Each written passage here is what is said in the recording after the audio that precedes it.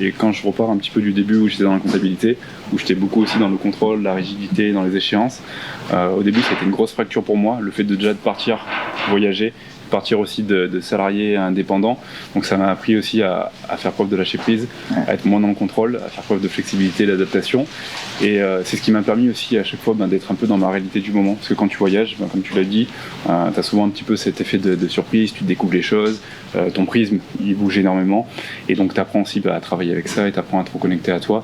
Et tu apprends à écouter ton corps émotionnel aussi, à savoir comment tu te sens sur le moment, à quel point tu es aligné. Pour moi, la performance, il y a une notion de résultat. Je pense qu'on a tous envie, au bout d'un moment, quand on essaye des choses et qu'on n'a pas de résultat, on se fatigue, on s'essouffle, et c'est parfois là qu'on a envie d'abandonner. Du moins, moi, c'est ce que j'ai repéré dans mon fonctionnement, et puis même au travers de gens qui sont proches, et c'est normal. C'est normal. Mais si je tourne les choses d'une autre manière, et tu sais, on dit souvent, il n'y a pas d'échec, il n'y a que des expériences, etc. Ok, c'est sympa. Mais si c'est vrai que j'expérimente quelque chose, je me détache un peu de l'attente du résultat que je peux obtenir, quoi qu'il arrive, il y en aura un. Bon, mauvais, moyen. Encore une fois, à quel point c'est bon, mauvais, moyen, c'est juste moi qui fixe mon curseur. Complètement. Et le résultat peut être très bon, le simple fait de dire j'ai envie d'expérimenter ça. Ça peut être juste mon résultat, tu vois, parce que j'avais peur de le faire, parce que c'était inconfortable, parce que c'était challengeant. Donc c'est pour boucler avec le truc de la culpabilité, de rester un peu en arrière, enfin, de se poser, de prendre du temps. Ouais. Et c'est de trouver cet équilibre entre qu'est-ce que j'ai envie d'expérimenter, qu'est-ce que j'ai envie de vivre. Complètement. Et dans ce que j'ai envie de vivre, il peut y avoir aussi, là j'ai envie de souffler.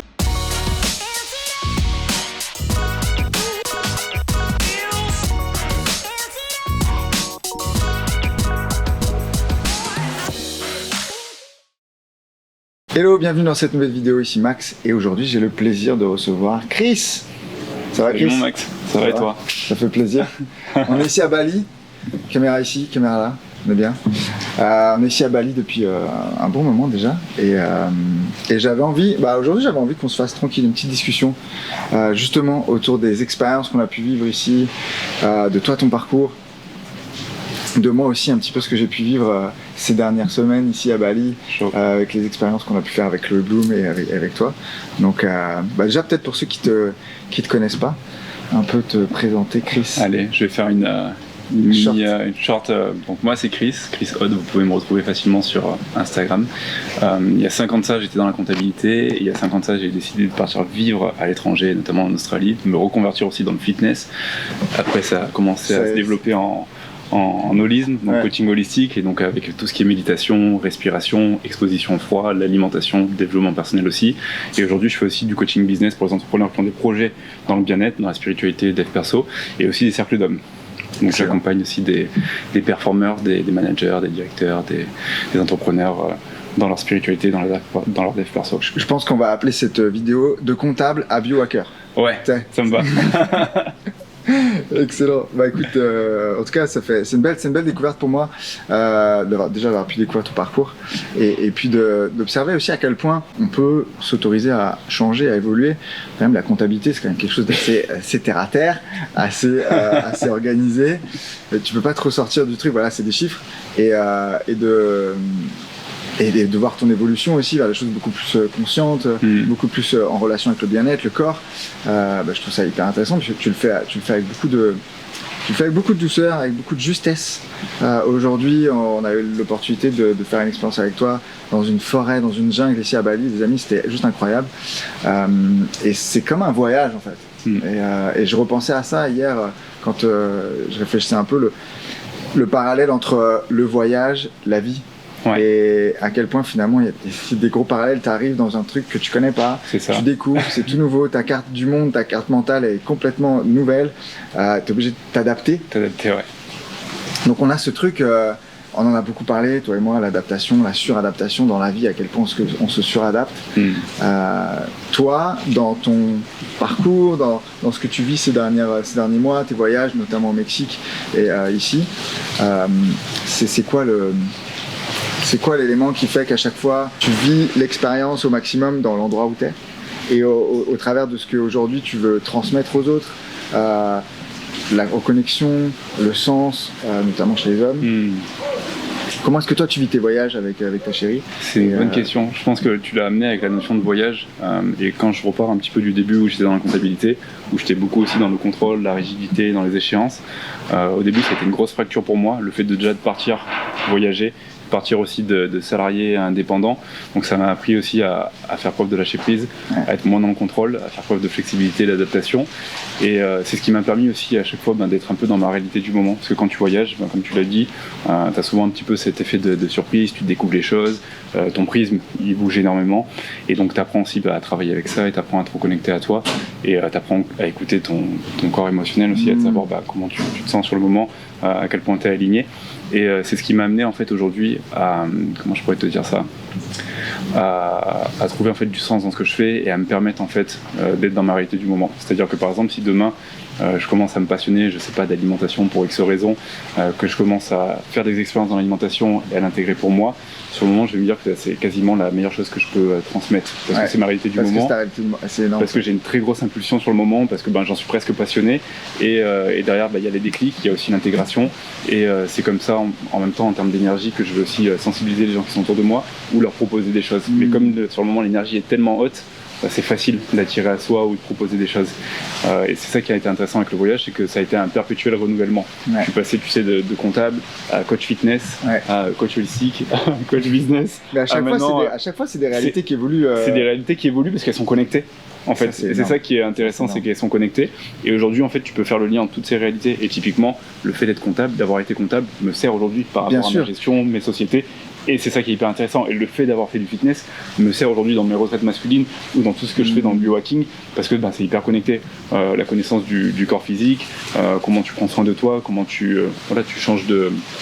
Comment je peux te dire ça? Comment tu te mets sur un objectif peut-être de transformation physique parce que tu as besoin, je sais pas, de te mettre en shape, parce que peut-être tu as un événement, peut-être tu as besoin de changer ta physiologie pour donner le meilleur de toi. En fait, tout est en lien. Et ça, je trouve ça hyper intéressant. Mais j'aime cette idée de connecter et de relier les choses, parce qu'en fait, beaucoup de gens que je côtoie, que j'ai rencontrés, ont le sentiment d'avoir à faire des ruptures. Tu vois, genre passer de salarié à entrepreneur, passer de je suis bloqué dans ma vie, je peux pas faire les choses, à tout est libre. Et en fait, c'est comme s'il y avait avoir une rupture pour que... Et j'aime cette idée qu'on peut... Alors moi, je le partage différemment, mais c'est ce que tu as dit, l'instant est l'enseignant, l'instant est mon enseignant, j'apprends au travers de ce qui se passe dans l'instant, ce qui m'oblige quelque part à revenir dans le moment présent, ce qui est quand même pas toujours facile, parce que on a vécu des choses dans le passé, on s'est construit une identité, on s'est construit des références, des références, des repères. Et finalement, parfois, on a juste envie de faire OK, je veux changer, je veux évoluer, je veux bouger. Et c'est juste une continuité de à quel point est-ce que ces petites choses-là peuvent aujourd'hui me permettre de... Tu vois, comme tu l'as dit, je découvre quelque chose de nouveau, je me sers de ce qui a été pour peut-être aller vers quelque chose de nouveau, le vivre pleinement, l'expérimenter, le transmettre, et hop, ça m'amène quelque part complètement. Ailleurs, c'est hyper relié. Tu sais, souvent on dit regarde pas dans ton passé, le passé c'est du passé, soit dans le moment présent ou soit éventuellement dans la projection dans le futur, alors que dans le passé il y a beaucoup de bonnes choses à prendre. Moi aujourd'hui je suis hyper content d'avoir été dans la comptabilité parce que ça me sert énormément. Alors qu'il y a eu un moment où j'ai été presque frustré, je me suis dit, tu sais, j'ai perdu du temps. J'ai fait même un doctorat, expert comptable, tout ça, et je me suis dit, pourquoi je suis pas allé directement dans le sport, tout ça. Et en fait, quand tu prends du recul, tu dis, mais non, c'est génial. Tout est imbriqué, et en fait, c'est ce qui compose Chris à ce moment-là. Et c'est grâce à ça la personne qui était aujourd'hui. Voilà, complètement. Donc c'est ne pas refouler ce qu'on a été pour mieux apprécier qui on est aujourd'hui. Gratitude complète pour finalement on parlait de voyage, mais finalement c'est le parcours de vie. J'ai beaucoup écrit et partagé sur ces sujets-là dernièrement. Peut-être à quel point à des moments de vie j'ai pu être exigeant avec moi-même. On va venir sur un sujet qu'on a échangé toi et moi, et puis tu avais partagé aussi là-dessus il y a pas longtemps. À quel point est-ce que j'ai pu être exigeant avec moi-même au regard de mon parcours, au regard de mes erreurs, au regard du temps off que je prends pour moi. Tu sais, on a tendance à être dans cette course de qu'on soit, peu importe ce qu'on fait, qu'on soit entrepreneur ou pas aujourd'hui, c'est à quel point est-ce que je peux faire mieux, à quel point est-ce que je peux faire plus, à quel point est-ce que je peux... Et en fait, c'est sans fin. À quel point je ne suis pas assez, à quel point j'ai besoin de faire plus. J'ai besoin de prouver que je suis pour être aimé, pour être reconnu, pour être considéré. Et ça vient nourrir quoi? Des blessures en tout cas, pour moi, c'était des choses de l'enfant intérieur et qui sont encore là, que j'aime à travailler, tu vois. Mais c'est finalement ce temps que je vais... le rapport que je peux avoir, l'émotion que je peux avoir par rapport à prendre soin de moi. Toi, tu es beaucoup aussi à transmettre des choses en relation avec le corps. Ouais. Je pense qu'on est dans une société où le corps est important, l'image reste importante, mais c'est ce qu'il y a à l'intérieur en fait. C'est ce qu'il y a à l'intérieur. Qu'est-ce que ça dégage? Bien sûr. Dans quelle énergie ça me permet d'être?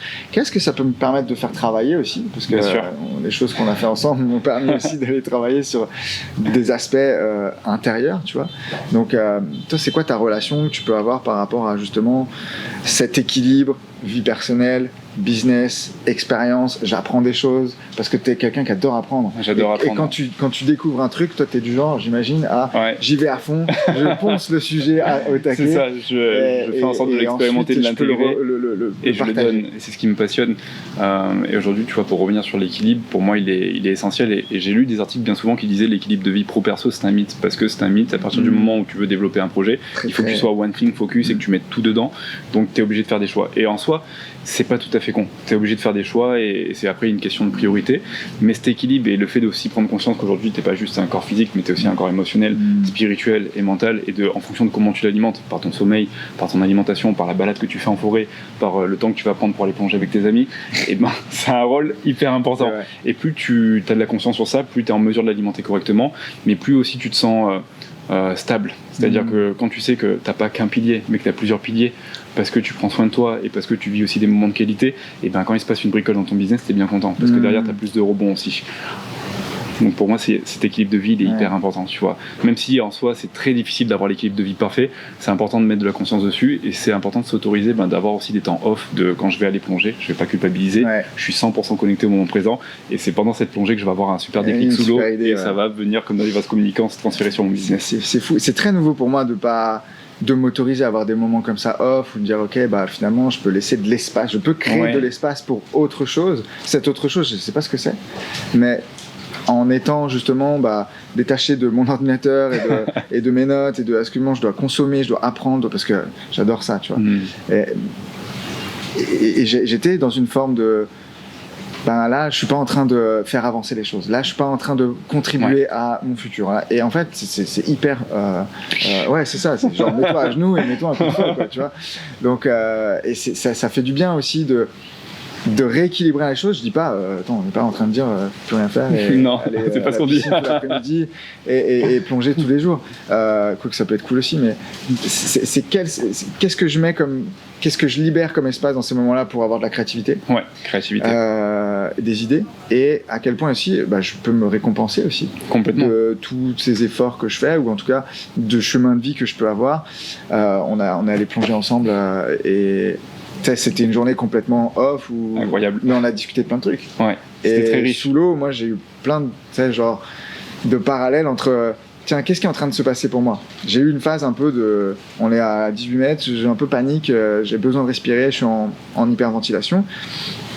À quel point est-ce que dans mon business ou même dans ma vie, des fois je me sens et j'arrive pas à reprendre mon souffle souvent, et ça arrive, c'est différent, et c'est juste c'est un lien qui est hyper profond sur ça. Tu l'as dit en fait, mais ne serait-ce que les énergies, le yang et le yin. Et si tu prends l'énergie yang qui est masculine et qui est vraiment le mouvement vers l'extérieur, c'est une énergie qu'on trouve beaucoup dans le business, tout le temps en mouvement vers l'extérieur, toujours dans ma to-do ou dans les objectifs ou dans le chiffre que je peux faire. Et au final, il y a un moment, à être beaucoup dans ton yang, tu laisses peu de place pour ton yin. Sauf que ton yin, c'est aussi l'impulsion, c'est la créativité, c'est l'intuition, c'est la reconnexion à toi, ce dont tu as besoin. Et tu as aussi besoin de cet espace pour ça, qui te permet dans le processus décisionnel de prendre des bonnes décisions et de dire je suis aligné dans ce que je fais. Donc c'est important de trouver l'équilibre de vie, mais l'équilibre aussi dans nos énergies. Et ces moments de qualité qu'on a à côté, ce moment de plongée, permet d'avoir l'insight là j'ai besoin de respirer sur le moment, donc j'ai besoin d'espace, de me rassurer, de me sécuriser, mais aussi des fois dans mon business j'ai aussi besoin de respirer et de refaire un espace, de me sécuriser, de remettre le cadre qui va me permettre derrière de faire le mouvement extérieur et de performer. Et c'est vachement intéressant ce que tu dis, parce que je pense que la culture entrepreneuriale du business et du résultat fait que performance, il faut que je m'entraîne comme un dingue, ça doit être difficile pour réussir, je dois en chier. On a vraiment cette culture-là, notamment en Europe, tu vois. Globalement, je trouve. Et c'est vraiment challengeant de se détacher de ce narratif et de cette croyance de ok, au final, est-ce que je peux par hasard avoir une autre forme d'équilibre et être dans pas forcément ma performance, mais dans mon expérience. Ouais, dans mon expérience. Et me détacher de je dois l'expérience, enfin pour moi la performance, il y a une notion de résultat. Je pense qu'on a tous envie, au bout d'un moment, quand on essaye des choses et qu'on n'a pas de résultat, on se fatigue, on s'essouffle, et c'est parfois là qu'on a envie d'abandonner.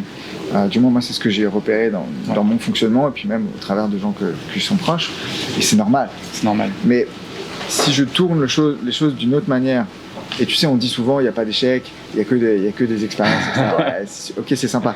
Mais si c'est vrai que j'expérimente quelque chose, je me détache un peu de l'attente du résultat que je peux obtenir, quoi qu'il arrive, il y en aura un. Bon, mauvais, moyen. Encore une fois, à quel point c'est bon, mauvais, moyen, c'est juste moi qui fixe mon curseur. Complètement. Et le résultat peut être très bon, le simple fait de dire j'ai envie d'expérimenter ça peut être juste mon résultat, tu vois, parce que j'avais peur de le faire, parce que c'était inconfortable, parce que c'était challengeant. Donc c'est pour boucler avec le truc de la culpabilité, de rester un peu en arrière, enfin de se poser, de prendre du temps. Ouais. Et c'est de trouver cet équilibre entre qu'est-ce que j'ai envie d'expérimenter, qu'est-ce que j'ai envie de vivre. Complètement. Et dans ce que j'ai envie de vivre, il peut y avoir aussi là j'ai envie de souffler. De souffler du temps, ouais. Et je pense, tu vois, c'est important quand on vit ces moments où on souffle, de ne pas associer la culpabilité, parce que finalement le moment tu ne vis plus comme tu devrais le vivre. Parce que si tu es en train de plonger, en train de dire ouais mais là peut-être mes prestats ou mes salariés sont en train de travailler, moi je travaille pas, c'est pas bien, ou peut-être pendant que je travaille pas, il y en a qui travaillent et qui sont en train de faire plus que moi. Les clients sont en train de bosser. Voilà, tu es dans une énergie de manque, donc déjà ça casse un petit peu ton moment. Ça te déconnecte du moment présent parce que tu es aussi dans la projection de vite il faut que je rentre et que je travaille, et derrière ça en fait tu t'alimentes pas de la même façon, donc et tu continues à rester dans un système associatif de dès que je prends du temps off, presque c'est pas bien, donc tu vas toujours avoir du mal à prendre du temps off, donc c'est à se dire je prends du temps off et je suis pleinement dedans, pleinement dans l'expérience, je l'apprécie, je l'assimile, je m'alimente avec, et quand je reviens dans mon business ou dans mes projets, je reviens aussi avec une nouvelle énergie, parce qu'à côté ce contraste que j'ai apporté avec ce temps off me fait du bien et me permet de revenir pleinement présent dans mon business. C'est cette association-là de résultats versus de ce que je ressens et du bien-être. Ça serait vraiment curieux de savoir comment toi tu gères, et comment tu gères ça avec tes clients aussi. Je m'associe, le fait de s'associer à ces résultats, le fait de quand je suis dans une bonne performance, je me sens trop bien, et quand j'ai pas la résultat que je veux, ça va pas, je suis une grosse merde, je vais tout abandonner. À quel point est-ce que l'être humain a tendance à s'associer? Et je parlais avec des jeunes là ici à Bali, c'est ouf, et c'était hyper intéressant parce que aucune gêne de le partager, tu vois. Et il me disait, moi si je fais pas un chiffre d'affaires de dingue, je me sens, je sais pas de valeur. Mal. Tu vois, je me sens pas ma valeur. Donc à quel point est-ce qu'on a tendance à associer notre valeur personnelle à ces résultats. À un résultat. Donc si je prends du temps off et que je travaille pas, c'est quoi ma valeur finalement? Que je gagne de l'argent ou pas en fait? C'est vrai. Comment toi tu gères ça? C'est une bonne question. Moi j'aurais tendance à m'associer à l'énergie que j'ai envie d'avoir et celle qui me permet d'être bien, tu vois. Parce que c'est en même temps cette énergie qui va me permettre de faire bien et d'avoir des résultats. Et j'aime beaucoup ce qu'on appelle, tu sais, la victoire par abandon. Certes, je me fixe un résultat, j'ai envie de l'atteindre, je sais qu'il est important pour moi, je sais pourquoi je le fais. Mais derrière, il y a un moment où je m'y détache et je reviens dans le process, je reviens dans l'expérience et sur le moment. Et je fais en sorte d'être dans la meilleure de mes énergies, tu vois. Alors, je serai pas toujours à fond, c'est ok, mais je fais en sorte d'avoir à côté l'environnement, l'entourage, ou les personnes ou les habitudes qui font faire que j'ai une énergie qui, derrière, j'ai un impact dans mon business, tu vois. Tu viens de dire un truc très important là. Tu as parlé d'environnement, tu as parlé d'énergie en premier. Je pense que c'est quand même le carburant qui nous permet d'avancer, d'avoir des idées, d'avoir de la créativité, d'attirer, de créer aussi. Quand je dis créer, c'est pas forcément un business, ça peut être c'est quoi la vie que j'ai envie d'avoir. Complètement. Et tu as parlé d'environnement, de relations. Finalement, toi, je connais votre style de vie aujourd'hui avec Chloé. Comment est-ce que quelle est l'importance de l'environnement dans toi, dans ton énergie et dans ce que tu fais pour te créer de l'énergie? Je sais que tu fais beaucoup de sport aussi. Pour moi, l'environnement, il participe, je vais pas te dire à 80%, parce que tu peux aujourd'hui être dans un environnement merdique et t'auto-alimenter avec ton énergie et démerder. Ça te prend plus d'énergie peut-être? Ça prend plus d'énergie et ça va 2 secondes au bout d'un moment, on aura beau dire ce qu'on veut. Cultiver la joie dans une cellule, au bout d'un moment, c'est un peu compliqué. C'est possible, mais l'environnement est important parce que l'environnement en fait t'alimente et c'est un petit peu le jardin que tu cultives avec les mauvaises herbes que tu tailles, et derrière tu mets un peu ce que tu veux. Et moi je sais que dans mon environnement j'ai des moments qui vont être là pour m'inspirer ou pour me dynamiser, et donc ça peut être même des personnes qui sont là dans mon environnement, parce que je sais que c'est des gens qui vont être des moteurs peut-être d'inspiration pour moi.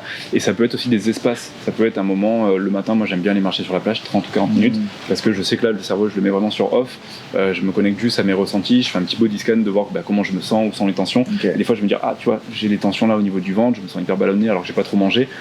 Centre énergétique du ventre, chakra, c'est le fameux chakra qui est au niveau du ventre, et souvent c'est lié par exemple à la sécurité ou aux compulsions, tout ça, et ça me donne du feedback, tu vois. Donc j'aime bien avoir de l'espace dans mon environnement pour prendre du feedback sur moi, pour me dire là je me sens comment émotionnellement, est-ce que je suis aligné, pourquoi j'ai cette tension là, elle n'était pas venue depuis longtemps, mais pourquoi elle est revenue, tu vois. Donc c'est vraiment ce temps d'observation, d'introspection, d'observation de soi, de qu'est-ce que je ressens, non pas seulement mon état d'esprit, mes émotions, mais qu'est-ce que je ressens physiquement. Qu'est-ce que je ressens physiquement, parce que tu sais que notre corps c'est vraiment c'est l'un des indicateurs numéro 1 quand il y a quelque chose qui va pas. C'est demain quand tu as un mal de dos à répétition, pose-toi des questions. Pose-toi des questions, et que tu fais pas forcément de la salle ou du sport. C'est qu'il y a une bonne raison, mais c'est peut-être parce que tu as des habitudes de merde, et peut-être que quand tu travailles à chaque côté à l'arrache comme ça, et le fait d'être à l'arrache comme ça joue sur ta physiologie, et le fait de changer de position, ça va donner une nouvelle physiologie, ça te permet d'avoir moins mal au dos, mais d'avoir aussi un impact direct dans ce que tu fais, ou peut-être dans ta conversation, dans ton closing. Donc c'est ça moi qui m'intéresse, c'est l'introspection que j'ai sur moi pour réajuster, parce que rien n'est parfait, tu vois, tu as toujours besoin d'avoir un petit réajustement. C'est les indicateurs que ça te donne. Tiens, là aujourd'hui, et puis ça peut être tu le fais ça tous les jours? Je le fais régulièrement. Là, mon environnement, moi, en général, marcher sur la plage, je le fais quasiment tous les jours. C'est ce que j'appelle dans le biohacking du grounding ou du earthing, c'est le fait de s'alimenter de l'énergie terrestre, faire une réflexologie plantaire via le sable ou via la nature, et c'est le fait aussi de respirer un coup, de souffler, et parfois même de se faire une petite cohérence cardiaque sur la plage. Et les gens qui n'ont pas de plage à proximité, ça se fait dans le jardin aussi. Ça se fait dans le jardin, ça se fait peut-être si j'ai pas ce qu'il faut à proximité, ça se fait je vais prendre 1 heure dans ma semaine pour aller marcher en montagne, tu vois, ou aller marcher dans en nature. Espace dans lequel je me sens bien. C'est ça. T'as pas besoin d'être dans le. Je peux avoir un état ressource. Ouais, un état ressource. Typiquement, pour venir sur une autre pratique, t'as ce qu'on appelle le Shirin-yoku, la sylviothérapie. C'est le fait d'aller marcher en nature. Et le fait en fait d'aller prendre un bain d'huile essentielle avec toutes les plantes qui sont autour de toi, et de te reconnecter à la nature. Et ça aujourd'hui ça a des bienfaits psychiques et physiques, et aujourd'hui le premier travail c'est de mettre de la conscience sur ça et s'octroyer 1 heure peut-être dans la semaine pour le faire. Donc il y a aussi, moi ce qui m'intéresse, c'est il y a un moment, je sais que tout ça c'est important pour moi, mais à quel moment je commence à l'incarner vraiment, pour que ça ait vraiment un impact dans ma vie de tous les jours. C'est intéressant ça, cette question, parce que justement ça me faisait penser à, il y a quelques jours je me rappelais d'une phrase qu'un de mes mentors m'a donnée, c'est à quel point est-ce que finalement tu appliques dans ta vie ce que tu dis déjà connaître. Parce qu'on a tous ce sentiment de ok je sais. On l'a tous, mais on l'a tous. Et ouais, ok, très bien, mais à quel point est-ce que tu l'appliques vraiment, tu vois? Combien l'applique vraiment? Combien l'applique vraiment? À la limite, c'est pour soi, en fait. C'est pas une question de je le fais parce qu'un tel le fait. C'est à quel point c'est important pour moi. Et je vois que je suis pas complètement honnête, en fait, avec moi-même. Parce que des fois, je pense, déjà, je sais, et je pense que je le fais, alors qu'en fait. Et tu peux même le conseiller parfois à d'autres personnes. Et je peux même le conseiller, sans aucun problème. D'ailleurs, c'est toujours plus facile de donner des conseils. Mais ça pèse beaucoup. C'est vrai que c'est cette question de ok, je sais que c'est important pour moi d'écouter mon corps, de voir ce que je ressens en tant qu'entrepreneur, en tant qu'humain tout simplement, je pense. Ces dernières années, il y a eu quand même des moments pour tout le monde, je pense, qu'on était un petit peu ça secouait. D'éveil, et puis ça secoue, tu vois. Donc c'est ce regard que j'ai sur moi, sur la vie, sur ce que je veux vivre. Et là, je parle vraiment pas seulement pour du business, bien sûr que c'est hyper important, et puis je travaille aussi avec des entrepreneurs, parce que je pense que y a vu que c'est tellement connecté, la vie, l'entrepreneuriat, ce qu'on fait la journée, ce qu'on fait, à quoi on pense la nuit, le matin en se réveillant, etc. Tout ça est très interconnecté, et on a tendance à oublier le corps. On a tendance à s'oublier. Quand je dis on, je vais parler de moi en fait finalement, parce que j'ai eu tendance à m'oublier parce que j'étais en quête de concret, de résultats, d'avoir le sentiment de tiens, il y a ça qui se produit, il y a ça qui avance, la boîte avance comme ça, performance, de réussir. Mais c'est une paire de lunettes en fait. C'est une paire de lunettes parmi plein que je peux avoir. C'est une paire de lunettes, et c'est pour ça que des fois tu te retrouves à être dans des courses qui sont pas les tiennes non plus. Mais on parlait des chiffres il y a pas très longtemps, toi et moi. Ouais. À quel point est-ce que toi aussi, parfois ça te challenge? Ça te challenge, et parce que en plus des fois ça vient t'insécuriser ou te faire comprendre, te faire sentir que t'es pas assez. Donc naturellement ça va te remettre dans une course et tu vas à ce moment où tu es dans la course, tu commences à t'oublier parce que tu as un one thing, un objectif, c'est de faire tant ou de faire assez. Et à quel prix du coup? Voilà, c'est ça, c'est à quel prix. Et souvent cette partie-là on la sous-estime. C'est comme le petit moment que je prends pour aller marcher ou pour respirer ou pour méditer. À quel point je sais qu'il existe, je suis même prêt à le conseiller aux autres, mais je suis souvent prêt à le sous-estimer pour moi.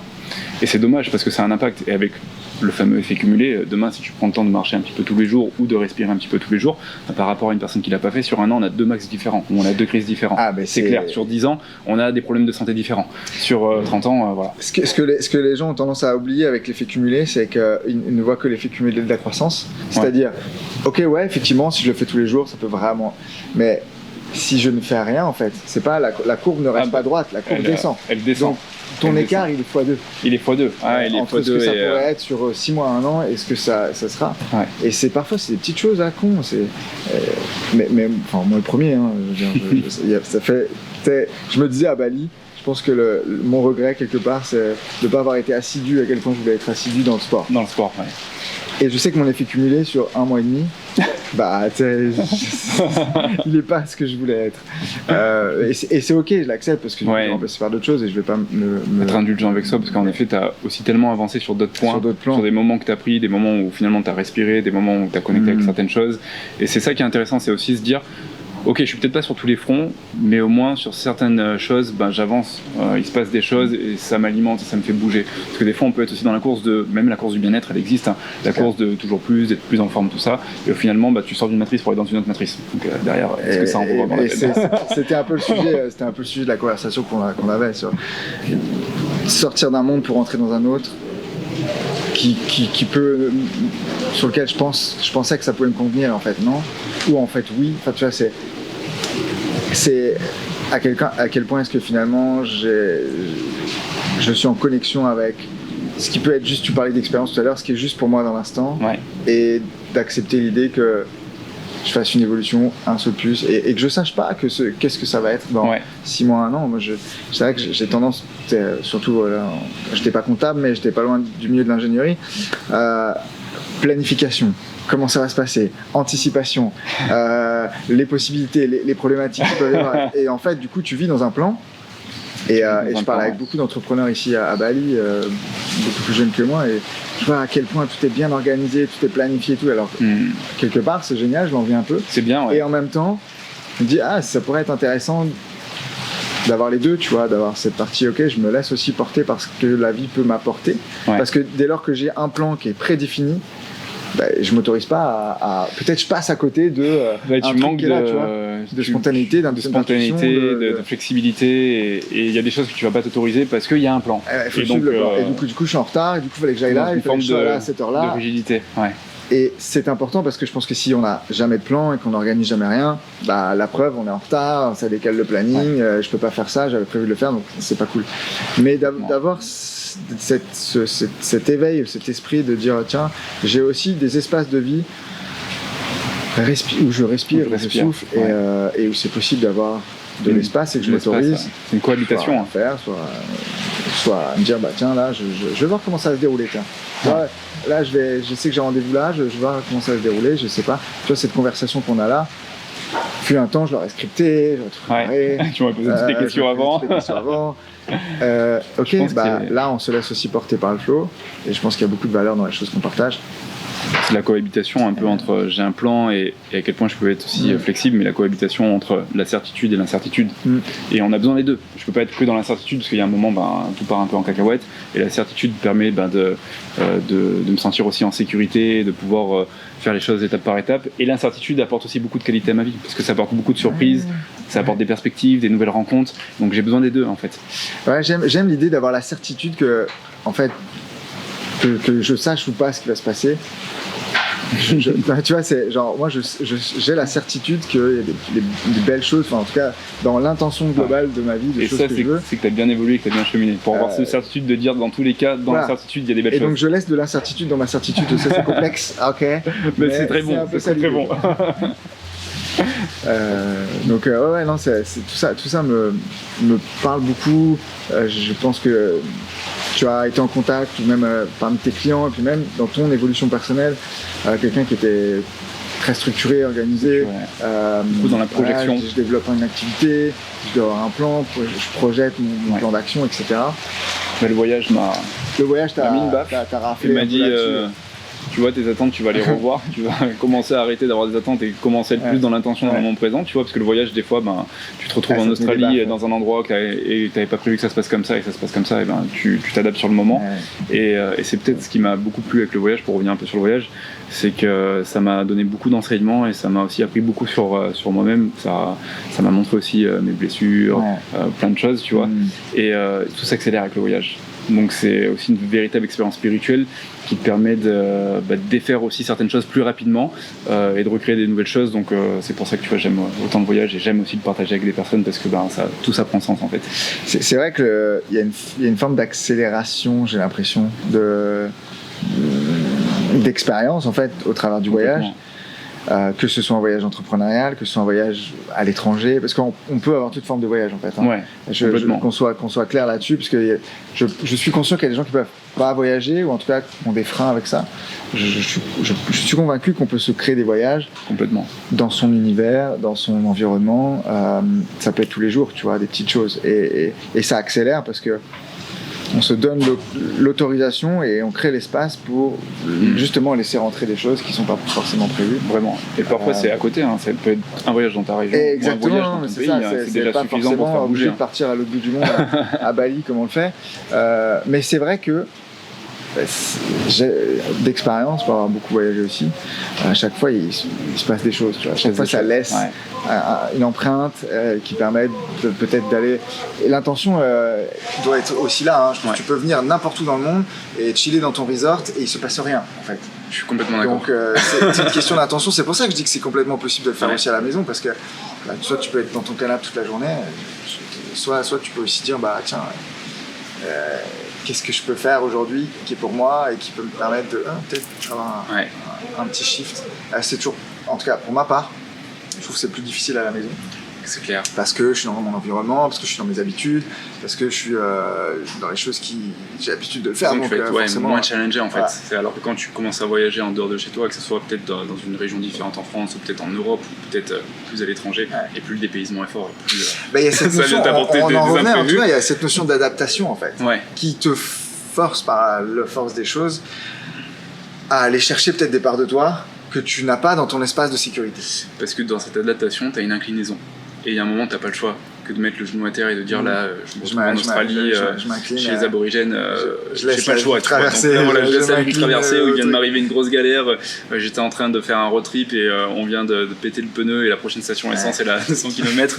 Bon là faut que je gère le truc. Faut que je gère. Et en même temps, je vais apprendre énormément. Et c'est ça qui est aussi intéressant. C'est alors plus facile à dire qu'à faire, mais c'est trouver la beauté aussi dans ces moments qui sont inconfortables ou désagréables, ou ces moments imprévus ou très, très, très aléatoires, parce qu'il y a énormément d'enseignements, il faut plus dedans. C'est ces moments qui sont des opportunités à grandir aussi. Donc c'est plus facile à dire qu'à faire. Surtout une fois que tu les as expérimentés, tu le dis facilement. Je pense que ça se vit. Mais ouais. Ok Chris. Je te remercie pour le partage. Je te remercie beaucoup. Si tu veux peut-être partager un dernier truc, même si ce que tu viens de dire était juste, je pense, parfait. Moi, je te remercie en tout cas pour ce temps qu'on a passé ensemble. J'aimerais vous dire une fois de plus, c'est le message que je donne souvent, mais de faire preuve d'indulgence avec vous. Parce que bien souvent, et notamment via les réseaux, on voit des personnes qui réussissent et encore tout le monde a sa définition de la réussite. Et de se dire qu'on a chacun notre chemin, on a chacun un petit peu nos épreuves. Le tout, c'est d'y aller avec conscience, de faire preuve d'indulgence avec soi-même et de pas culpabiliser quand on voit une personne qui réussit énormément ou qui fait beaucoup plus, parce qu'on ne voit pas toute l'ombre aussi qu'il y a derrière, on ne voit pas toutes les blessures, on ne voit pas les courses, on ne voit pas les coulisses. Donc c'est important de revenir à soi et de créer à partir de soi. Merci beaucoup Chris, ça m'a fait vraiment plaisir de pouvoir partager ce moment-là avec toi et tous ceux qu'on a pu partager ici. Pour les personnes qui ne te connaissaient pas, ou même celles qui voudraient peut-être continuer à te suivre, c'est quoi le truc pour toi? Principalement Instagram, pour l'instant, c'est à part Chris Odd, c'est très très simple, Chris __ et Odd. Et vous verrez, je partage un petit peu tout, beaucoup de contenu lifestyle. Je vous recommande. Sa newsletter aussi est très bonne. La newsletter est bien. J'ai oublié d'en parler. Vous la trouverez dans le lien dans la bio. Merci Chris. Merci mon Max. Ça m'a fait Prends soin de toi. beaucoup de plaisir. Prenez soin de vous. Et puis si vous avez des questions, vous avez envie de partager cette vidéo à quelqu'un qui vous pensez que ça pourrait être utile, n'hésitez pas à le faire, ça me fait plaisir. Juste en dessous et mettez un petit like. Ciao, bye bye.